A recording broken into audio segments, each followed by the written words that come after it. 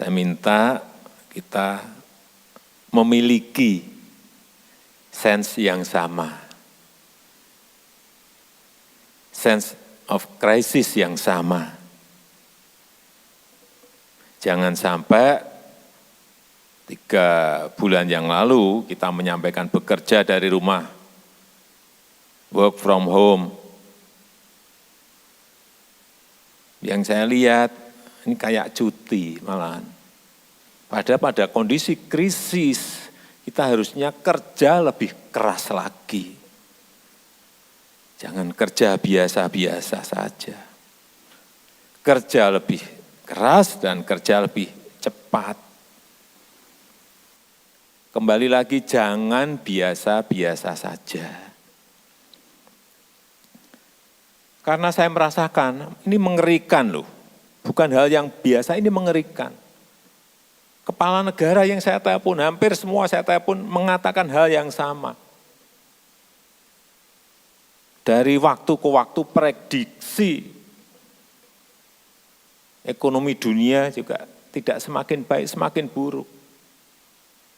Dulu ngomong dunia global ekonomi akan growth-nya akan minus ke 2,5%. Ganti lagi ke minus 5%, terakhir OECD bahkan 6 sampai 7, minus 6 sampai minus 7,6% coba. Berubah terus. Lah kalau kita ini tidak ngeri dan menganggap ini biasa-biasa saja, waduh, bahaya banget. Belanja juga biasa-biasa saja, spending kita biasa-biasa saja, enggak ada percepatan. Hati-hati, perlu saya sampaikan, di kuartal pertama pertumbuhan kita 2,97%. Dari yang biasanya 5%. Meskipun angka yang kuartal kedua belum keluar, tapi kelihatan sekali ada penurunan demand, ada penurunan supply, ada penurunan produksi. Terganggu dan rusak semuanya. Dari demand, supply, production semuanya terganggu dan rusak. Ini kita juga harus paham dan sadar mengenai ini. Karena apa? Ya mobilitasnya kita batasi. Mobilitas dibatasi, pariwisata anjlok. Mobilitas dibatasi, hotel dan restoran langsung anjlok, terganggu. Mall ditutup, lifestyle anjlok, terganggu.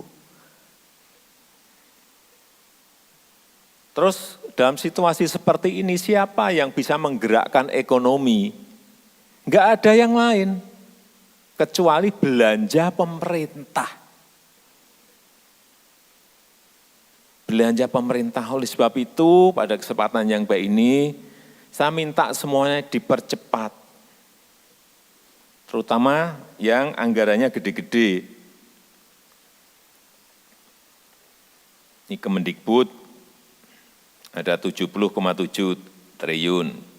Kemensos 104,4 triliun.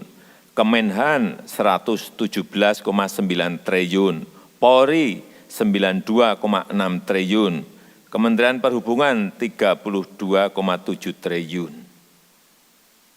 Saya minta di kementerian dan juga di kepolisian ini dipercepat semuanya belanjanya. Jadi yang saya hadirkan di sini, yang saya undang adalah yang gede-gede tadi.